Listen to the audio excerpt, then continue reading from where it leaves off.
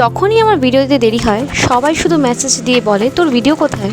আর যখন আমি বলি যথেষ্ট সময়ের কারণে ভিডিও করতে পারছি না, সবার শুধু একটাই রিপ্লাই আসে, যা খাবি তাই পোস্ট করবি।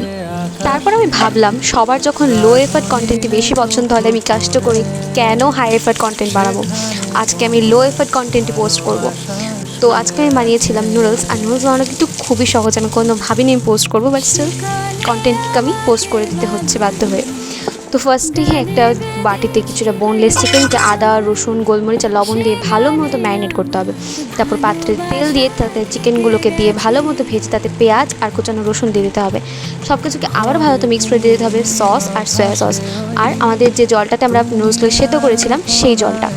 আর তারপর দিয়ে দিতে হবে আমাদের যে স্পাইস মেকারটা থাকে সেটা, মানে নুডলসের সাথে যে মশলাটা থাকে সেটা। তারপর বয়েলড নুডলস, সব কিছুকে ভালো মতো মিক্স করার পর দিয়ে দিতে হবে লবণ, গোলমরিচ আর চিলি ফ্লেক্স। সব কিছু আবারও ভালো মতো একসাথে মিক্স করে নিতে হবে। আর একটা প্লেটে সুন্দর করে নামিয়ে নিলেই কিন্তু আমাদের লো এফার্ট কন্টেন্টের জন্য বানানো নুডলস একদম তৈরি।